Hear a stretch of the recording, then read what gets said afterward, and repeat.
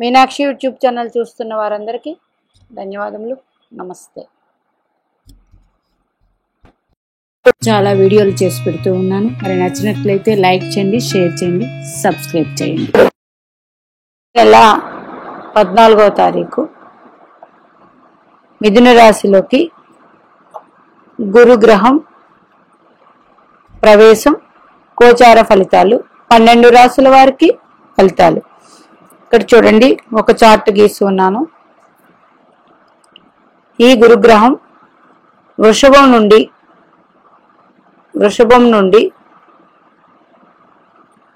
Present వృషభంలో ఉన్నారు. వృషభం నుండి మిథునంలోకి రాశి మార్పు చెందుతున్నారు. ఇప్పుడు మే 14, 2025. మరి ఇట్లా చెందినప్పుడు ఈ గోచార ఫలితాలు మనం చంద్రరాశి నుంచి చూసుకోండి. చంద్రరాశి నుండి అంటే అందరికీ వర్తిస్తుంది. అంటే మీ చంద్రుడు మీ జన్మ జాతక చక్రంలో ఏ రాశిలో ఉన్నాడో అది మీకు చంద్రరాశి అవుతుంది. ఇప్పుడు మిథున రాశిలోకి ప్రవేశం. మిథున రాశి బుధ రాశి, ద్విస్వభావ రాశి. అంటే ద్విస్వభావ రాశిలో ఏ గ్రహం ఉన్నా ద్విస్వభావ ఫలితాలు 100% అందిస్తుంది. మరి మిథున రాశి అధిపతి బుధ గ్రహం. మిథున రాశి కాలపురుష కుండల చక్రంలో 3వ రాశి, తృతీయం కమ్యూనికేషన్.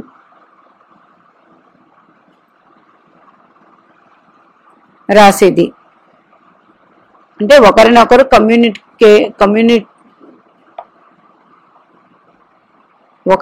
కమ్యూనికేట్ చేసే రాశిది. మరి ఇందులో నక్షత్రాలు మృగశిర, ఆర్ద్ర, పునర్వసు ఉంటాయి. మిథున రాశి నుండి చూడండి, గురు దృష్టి ఎక్కడెక్కడ పడుతుంది. తులారాశి మీద పడుతుంది 5వ దృష్టి, సప్తమ దృష్టి ధనస్సు రాశి మీద, భాగ్య దృష్టి కుంభరాశి మీద పడుతుంది. మిథున రాశి వాయుతత్వం, కుంభరాశి వాయుతత్వం, తులారాశి వాయుతత్వం, సప్తమ దృష్టి ఒక్కటే అగ్నితత్వపు రాశి. అంటే ఏ రాశుల మీద పడుతుందో ఆ రాశుల వారికి కూడా బాగుంటుంది. తులారాశి మీద పడుతుంది కాబట్టి వృషభ శుక్రదశ జరుగుతున్న వారికి, శని మహర్దశ జరుగుతున్న వారికి, కుంభరాశి మీద పడుతుంది కాబట్టి జరుగుతున్న వారికి, అట్లాగే ధనుస్సు గురు మహర్దశ జరుగుతున్న వారికి బాగుంటుంది. ఇంకా ఈ గురుగ్రహం ఇప్పుడు మృగశిర మీద సంచారం చేస్తూ ఉంటారు. అంటే కుజుడు 2లో ఉన్నారు గురువు నుంచి. ధనయోగాలు బాగుంటాయి అందరికీ. అట్లాగే కుజుడు అధిపతి కాబట్టి మీది మేష లగ్నం అయినా వృశ్చిక లగ్నం అయినా వారికి ద్వితీయంలో ధనయోగాలు కాబట్టి గురువు నుంచి బాగానే ఉంటాయి. ఇంకా ఆర్ద్ర అంటే రాహు మహర్దశ జరుగుతున్న వారికి, రాహు అంతర్దశ జరుగుతున్న వారికి కూడా ధనయోగాలు ఉంటాయి. తర్వాత గురు మహర్దశ, గురు అంతర్దశ. ఎందుకు? గురుడు మిథున రాశి నుంచి 2వ రాశిలో కుజుడు ఉన్నారు. ఈ కుజ నక్షత్రం ఇక్కడ పూర్తిగా ఇక్కడ ఉన్నది కాబట్టి అందరికీ బాగానే ఉంటుంది. ఇంకపోతే ఇందాక చెప్పినట్టు ఏ రాశుల మీద పడుతుందో ఆయా గ్రహ దశలు జరుగుతున్న వారు, అట్లాగే ఆయా రాశుల్లో మీకు ఏదైనా జన్మజాతక చక్రరీత్యా గ్రహాలు ఉండి ఆ దశలు జరుగుతూ ఉన్నా సరే ఇక్కడ అన్ని విధాలా బాగుంటుంది. ఇంకపోతే అన్ని 12 రాశుల వారికి ఫలితాలు తీసుకుంటే మేష రాశి వారికి ఇది 3వ రాశిలో జరుగుతుంది ప్రవేశం. ఇది 3వ రాశిలో జరగడం వల్ల ఇది కమ్యూనికేషన్ రాశి అని ముందే చెప్పుకున్నాను. ఇంకా చూడండి, మేషరాశి వారికి బాగుంటుంది అని చెప్పుకున్నాను. ఎందుకు? ఇందులో మృగశిర నక్షత్రం ఉంది. ఇంక ఇప్పుడు ఈ 3వ రాశి నుంచి మేషరాశికి సప్తమ రాశిని చూస్తూ ఉన్నారు. అంటే వివాహం అయిన వాళ్ళకి వివాహం కాలేని వాళ్ళకి వివాహం అవుతుంది. వివాహం అయిన వాళ్ళకి అన్యోన్యత, దాంపత్య జీవితం, పార్ట్నర్షిప్, బిజినెస్లు ఇట్లాంటివన్నీ బాగుంటుంది. ఎందుకు? మేష రాశి వారికి సప్తమ స్థానం కాబట్టి మేషరాశి వారికి భాగ్యస్థానం మీద ఈ గురువు దృష్టి పడుతుంది కాబట్టి సంపూర్ణమైన భాగ్యం. అలాగే ఆధ్యాత్మికంగా బాగుంటుంది, తీర్థయాత్రలకు బాగుంటుంది, తండ్రి ద్వారా రావాల్సిన వాటికి బాగుంటుంది. ఇంకా లాభస్థానం మీద పడుతూ ఉంది. మేషరాశి వారికి అన్ని విధాల లాభాలు ఉంటాయి, మిత్రత్వం అన్ని బాగుంటాయి. అట్లాగే మరి ఇంత పడినప్పుడు ఇలా అన్ని బాగున్నప్పుడు మనకి కొంచెం ఓవర్ కాన్ఫిడెన్స్ ఎక్కువ అవుతుంది. ఇది తగ్గించుకొని మనం జాగ్రత్తగా ఉంటే సరిపోతుంది. ఇంకా వృషభ రాశి వారికి ద్వితీయ స్థానంలో జరుగుతుంది. అంటే వృషభం నుండి మిథునం ద్వితీయం, అంటే ద్వితీయ స్థానం గురుడికి కూడా ఇది, అంటే మన రాశి నుండి రెండవ స్థానం అంటే ధన స్థానం అవుతుంది. గురుడికి ధనకారకుడు, కుటుంబకారకుడు. ఇవన్నీ మీకు కుటుంబం ద్వారా వచ్చే ధనయోగాలు, అట్లాగే కుటుంబం ద్వారా వచ్చే ధనయోగాలు, పూర్వీకుల ఆస్తులు, అట్లాగే మీ మాట తీరు అన్నీ బాగుంటాయి ఈ సమయంలో. ఇంకా ఈ వృషభ రాశి వారికి వృషభ రాశి నుంచి 6వ స్థానం మీద దృష్టి పడుతుంది. వృషభ రాశికి అష్టమం మీద దృష్టి పడుతుంది. వృషభ రాశికి దశమం మీద దృష్టి పడుతుంది. చూడండి, ద్వితీయంలో మీకు సంచారం చేస్తూ వృషభ రాశి నుంచి 6వ స్థానం, తులారాశి వృషభ రాశికి 6 అవుతుంది. కాబట్టి ఏదైనా హెల్త్ ప్రాబ్లమ్స్ ఉంటే రిలేటెడ్ అవన్నీ తగ్గుతాయి. ఇంకా అష్టమం అంటే సడన్ గెయిన్స్ అవి ఉంటాయి, అది కూడా బాగానే ఉంటుంది. ఇంకా దశమం అంటే జాబ్లో మంచి ఉన్నతి, ఇవన్నీ బాగుంటాయి.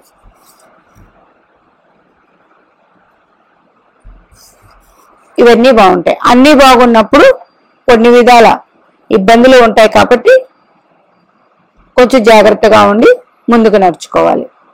ఇంకా మిథున రాశి వారికి ఈ రాశిలోనే జరుగుతుంది. అంటే చంద్రుడి మీద, మీకు మిథున రాశి వారైతే చంద్రుడి మీద జరుగుతూ ఉంటుంది. ఇది జరిగినప్పుడు రాశి మీద అన్నది అంత యోగదాయకం కానప్పటికీ రాశిలో చంద్రుడి మీద గురు సంచారం కాబట్టి ఇది చంద్ర గురు ప్లస్ గజకేసరి యోగంగా చెప్పబడుతూ ఉంది. మరి ఇక్కడ నుండి పంచమ స్థానాన్ని, మిథున రాశిలో సంచారం అంటే పంచమ స్థానం తులారాశి మీద ఉంటుంది కాబట్టి యోగకారకం, అంటే చదువులు, జ్ఞానం ఇవన్నీ పెరగడం, ఇవన్నీ బాగుంటాయి. భాగ్యస్థానం మీద దృష్టి ఉంది కాబట్టి ధార్మిక యాత్రలు, ధార్మిక స్థలాలు అంటే దేవాలయాలు సందర్శించడం ఇవన్నీ ఉంటుంది. అలాగే భాగ్యస్థానం మీద పడుతుంది కాబట్టి భాగ్యం, సకల భాగ్యాలు కలిసి వస్తాయి. ఇప్పుడు ఫారిన్ కంట్రీస్ లో ఉద్యోగాలు రావాలన్నా వస్తాయి. వివాహం సప్తమ స్థానం మీద డైరెక్ట్ గా పడుతుంది కాబట్టి వాళ్ళకి వివాహం అవుతుంది. వివాహం అయిన వాళ్ళకి అన్ని విధాలా బాగుంటుంది. అయితే లగ్నం మీద ఉంది కాబట్టి కొంచెం బరువు పెరగడానికి ఆస్కారం ఉంటుంది. అలాగే మీ ప్రవర్తన, రెండవది లగ్నం కాదు ఇది, అదే మిథున లగ్నం అనుకో, లగ్నం అన్నప్పుడు దిగ్బలం, ఇది లగ్నం అయినప్పుడు దిగ్బలం పొందుతారు కాబట్టి దిగ్బలం యొక్క ప్రభావాలు కూడా బాగుంటాయి. అన్ని విధాల గ్రోత్ ఉంటుంది. ఇంకా కర్కాటక రాశి వారికి 12వ స్థానంలో జరుగుతూ ఉంది. 12 నుంచి 4, 6, 8 స్థానాలని, మీ రాశి నుంచి 4, 6, 8 స్థానాలను చూస్తూ ఉంటారు. వాహనాలు కొనుక్కోవడం, అట్లాగే గృహము, ఇట్లాంటివన్నీ చతుర్థం కాబట్టి బాగుంటాయి. అట్లాగే శత్రు రుణ రోగ స్థానం మీద పడుతుంది కాబట్టి శత్రువులు, రుణాలు, రోగాలు పోతే. అట్లాగే అష్టమం కాబట్టి సడన్ గెయిన్స్ అవి ఉంటాయి. స్పిరిచువల్ గా బాగుంటుంది. అయితే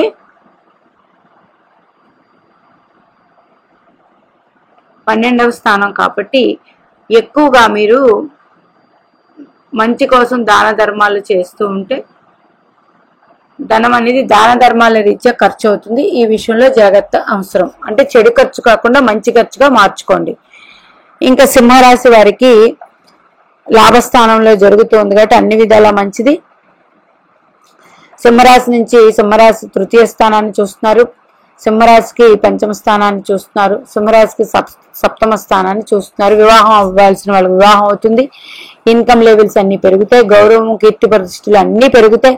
అన్ని విధాలా ఉంటుంది. ఇప్పుడు మీ మాట తీరు, మీరు నలుగురిలో కలిసిపోవటం, మీరు ఏది చెప్పినా నలుగురు వినడం, ఇవన్నీ కూడా బాగుంటుంది. అయితే ఎక్కువ ఆశపడవద్దు, ఎవరికి ధనం మాత్రం ఇవ్వద్దు. 1-10 సార్లు ఆలోచించి ధనం అనేది సహాయం చేయండి. ఇంకా కన్యా రాశి వారికి 10వ స్థానంలో జరుగుతుంది. జాబ్ లో లాభం, ఇన్కమ్ సోర్సెస్ అన్ని పెరుగుతాయి. మరి ద్వితీయ స్థానం మీద పడుతుంది కాబట్టి కన్యా రాశి నుంచి తులాస రాశి ద్వితీయ స్థానం మీద పడుతుంది కాబట్టి ధనం అనేది పెరుగుతుంది. అట్లాగే చతుర్థం వాహనాలు, భూములు, భవనాలు కొనుక్కుంటారు. అట్లాగే 6వ స్థానం మీద కూడా పడుతుంది కాబట్టి ఆరోగ్యం అనేది బాగుంటుంది. ఫ్యామిలీ సపోర్ట్ అన్నీ బాగుంటాయి. అయితే 10వ స్థానం కాబట్టి వర్క్ లో కొంచెం స్టేటస్ ఉంటుంది, అట్లాగే ఇబ్బందులు కూడా ఉంటాయి, జాగ్రత్త వహించాలి. ఇంకా తులారాశి వారికి 9వ స్థానంలో జరుగుతూ ఉంది భాగ్యస్థానం. ఇది మంచిదే. ఆధ్యాత్మికంగా పెరగడానికి, దాన ధర్మాలు చేయడానికి, ఆలయాలు సందర్శించడానికి, ధర్మక్షేత్రాలు సందర్శించడానికి, ధర్మంగా ఉండడానికి, తండ్రి వల్ల రావాల్సిన వాటికి అన్నిటికీ అనుకూలం. మరి లగ్నం మీద అంటే తులారాశి మీద దృష్టి పడుతూ ఉంది కాబట్టి తులారాశి దృష్టి కాబట్టి ఆరోగ్యం బాగుంటుంది, అన్ని విధాల బాగుంటుంది.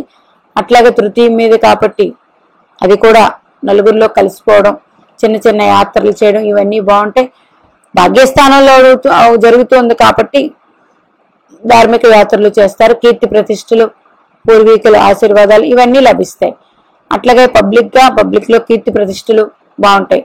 పంచమ స్థానం మీద దృష్టి పడుతూ ఉంది కాబట్టి సంతానానికి అన్ని విధాలా శుభదాయకంగా ఉంటది మీ సంతానానికి. అదే మీరే అనుకోండి, మంచి జ్ఞానంతో ఉంటారు, ఎగ్జామ్స్ లో మంచి పాస్ అవ్వడం ఇట్లాంటివన్నీ కలుస్తాయి. వృశ్చిక రాశి వారికి అష్టమంలో జరుగుతుంది. అష్టమంలో జరగడం వల్ల ఆయుష్ అనేది మంచిగా ఉంటుంది, సడన్ గెయిన్స్ కూడా ఉంటాయి. అష్టమంలో ఎప్పుడైతే కనెక్షన్ వచ్చిందో మెడిటేషన్, అట్లాగే ఆధ్యాత్మిక వ్యవహారాలకు వెళ్ళిపోతే సడన్ గా వచ్చే ఇబ్బందుల నుంచి కూడా తప్పించుకోవచ్చు. అలాగే అష్టమం కూడా అయ్యింది కాబట్టి కొంచెం పేపర్ వర్క్స్ అవి మనకి డాక్యుమెంటేషన్ అలాంటివన్నీ మంచిగా చూసుకోవాలి. ఇన్వెస్ట్మెంట్స్ చేయాలనుకుంటే మాత్రం ఆలోచించి చేయండి. రెగ్యులర్ గా హెల్త్ చెకప్ చేయించుకోండి, ఎందుకంటే అష్టమంలో జరుగుతుంది. 12వ రాశి మీద కూడా దృష్టి పడుతుంది కాబట్టి ఇది చేసుకోండి.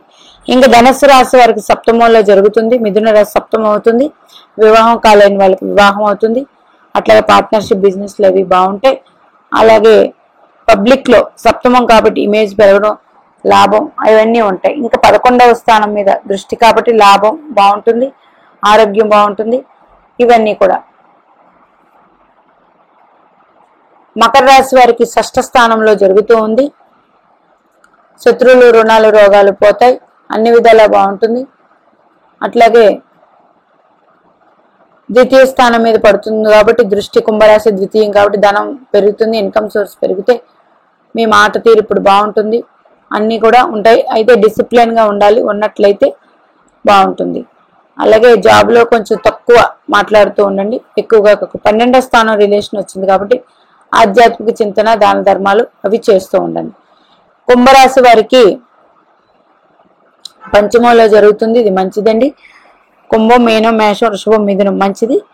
మరి లగ్నం మీద దృష్టి పెడుతుంది, ఇది కూడా మంచిదే. 11వ భావం లాభభావం మంచిదే. భాగ్యభావం అది మంచిదే. ఎడ్యుకేషన్కి అయితేనేమి, లాభాలకైతే, ఆధ్యాత్మిక క్షేత్రాలు సందర్శించడం, సేవింగ్స్ చేసుకోవడానికి, సంతానం కోసం మీరు ఏదైనా ఆలోచిస్తుంటే సంతానంకు బాగుండడం, ఇవన్నీ నెగిటివ్. కొంచెం చదువు మీదే ఎక్కువ దృష్టి పెట్టండి విద్యార్థులైతే. మరి మీనరాశి వారికి 4వ స్థానంలో జరుగుతుంది. అష్టమం మీద దృష్టి పడుతుంది, దశమం మీద పడుతుంది, వ్యయస్థానం మీద పడుతుంది.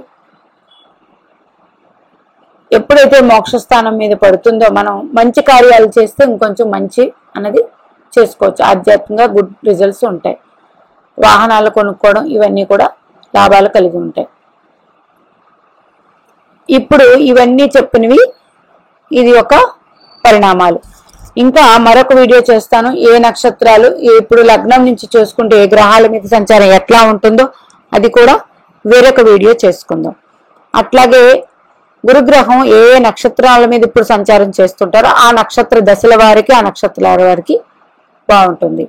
అలాగే గోచార గురుడు అనే కాదు, ఎవరైనా సరే గోచారంలో జాతకం మొత్తం అనేది కాదండి, గోచారంలో ఒక 50% వేసుకోండి, లేకపోతే ఒక 40% గోచారం అనేది, 60% మన జన్మ జాతక చక్రం ఉంటుంది. ఈ జన్మ జాతక చక్రంలో ఏ భావాల మీద అయిన సంచారం, ఆ భావం మీ జన్మ లగ్నానికి ఏ భావం అయ్యింది, అందులో ఏదైనా గ్రహాలు ఉన్నాయా, ఆ గ్రహాల మీదకి సంచారం చేస్తూ ఉన్నారా, ఆ గ్రహం ఏంటి మీకు యోగకారకుడా కాదా, కాకపోయినా సరే గురు సంచారం వల్ల శుభత్వం ఏర్పడుతుంది. ఇది జన్మ జాతక రీత్యా ఏ గ్రహాల మీద సంచారం చేస్తుందో అదొక వేరే వీడియో చేయడం జరుగుతుంది, అది కూడా చూడండి. అయితే ముఖ్యంగా గురుడు తన సప్తమ దృష్టితో ధనుస్సు రాశిని చూస్తూ ఉంటారు కాబట్టి ఇది కాలపురుష కుండలి చక్రం భాగ్యం కాబట్టి అందరికీ సకల భోగభాగ్యాలు అనేది ఒరిజినల్ గా కలుగుతాయి. దృష్టివంతు కాబట్టి ఒరిజినల్ గా ధనుసు రాశి మీద గురుడు తన రాశినే చూసుకుంటున్నారు కాబట్టి ప్రతి ఒక్కరి జన్మ జాతక చక్రంలో ధనుస్సు రాశి ఏ భావం అయిందో గుర్తు పెట్టుకోండి. అది లగ్నమా, ద్వితీయమా, తృతీయమా ఇవన్నీ పక్కన పెట్టి ఏ భావం అయిందో ఆ భావం నుంచి మంచి ఫలితాలు 100% అందుకుంటారు.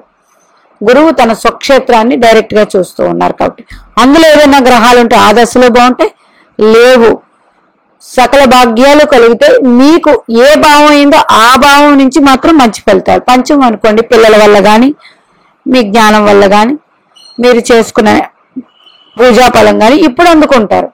అట్లాగా తీసుకోండి. పంచమ స్థానం అయితే భాగ్యస్థానం అనుకోండి, ఆలయాలు దర్శించుకోవడం వల్ల మీకు శుభం పొందుతారు, తండ్రి వల్ల శుభం పొందుతారు. ఇట్లా తీసుకోండి. ధనుస్సు రాశి మీకు ఏ భావం అయిందో ఆ భావం నుంచి మంచి ఫలితాలు 100% అందుకోగలరు. మీనాక్షి దేవి ఆశీస్సులు మనందరి మీద ఉండాలని కోరుకుంటూ నమస్తే.